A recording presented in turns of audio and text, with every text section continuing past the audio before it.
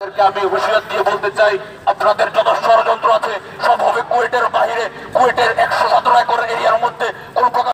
আমাদের মাননীয় DC sir, তার বিরুদ্ধে যে মিথ্যা ভিত্তিহীন নিউজ প্রচার করা হয়েছে তার বিরুদ্ধে কালবেলা নিউজ তার অফিসিয়ালি স্টেটমেন্ট দেওয়া লাগবে, অন্যথায় আমরা আমাদের পক্ষ থেকে যা করণীয় তাই করব।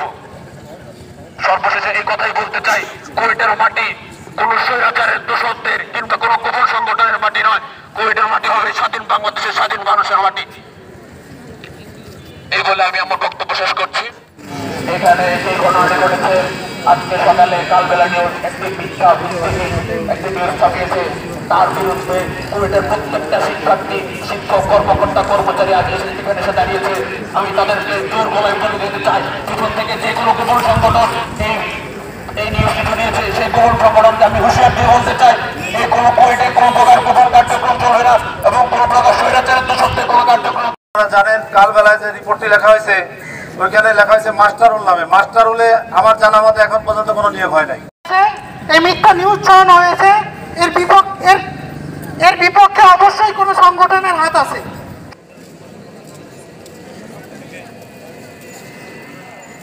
আজকের এই মানববন্ধনই প্রমাণ করে যে এটা মিথ্যা এবং ঘৃণিত একটা নিউজ। কারণ এত বড় স্মরণকালের মধ্যে এত বড় প্রতিবাদ বা মানববন্ধন আমার জানা মতে হয়নি। আমি প্রায় কুয়েটে 22 বছর চাকরি করছি, 5 বছর মতো ছাত্র ছিলাম। এই টোটাল 27 বছরের মধ্যে এই স্মরণকালের মধ্যে সবচেয়ে বড় মানববন্ধন, প্রতিবাদ বন্ধন প্রমাণ করে এই খবরটা মিথ্যা এবং প্রতিবাদ। আর যে নিউজগুলো করছে, প্রথমত করছে হচ্ছে মাস্টার রোলের নিয়োগ। তারা মনে হয় সাংবাদিক জানেই না যে ইউজিসি কর্তৃক 5 বছর আগে থেকে মাস্টার রোলের নিয়োগ বন্ধ। যেখানে ইউজিসি বন্ধ করে রাখছে তাহলে এই টাকা কে দিবে? সেখানে নিয়োগের কথা বলা হয়েছে। তাহলে এটা এক বাক্যেই বলা যায় যে একটা ভুয়া নিউজ। আর আমরা এখনো কর্মকর্তা কর্মচারী নিয়োগ এখনো আসেই নাই। যেটা সার্কুলার হয়েছিল পূর্ববর্তী ভিসি মহোদয়ের সময়, সেগুলো এখনো কোনো কিছুই হয় নাই।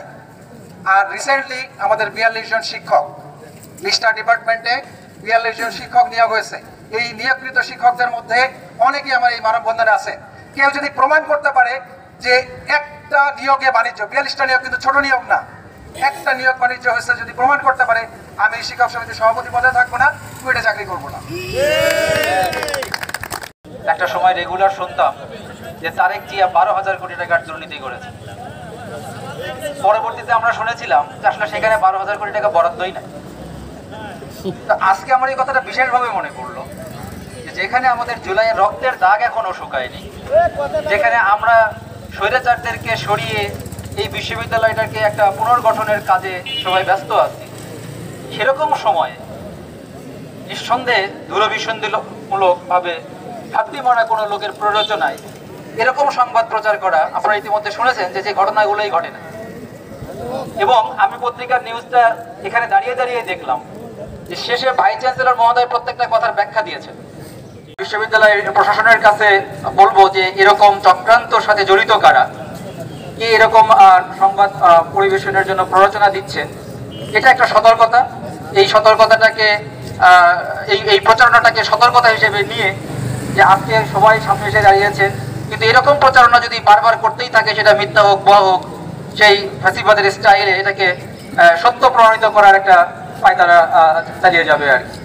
এখনই সময় এরকম কারা করছে, নিশ্চয়ই প্রশাসন চাইলে এটা খুঁজে বের করতে পারবে। এখনই এদের উপযুক্ত ব্যবস্থা নেওয়া।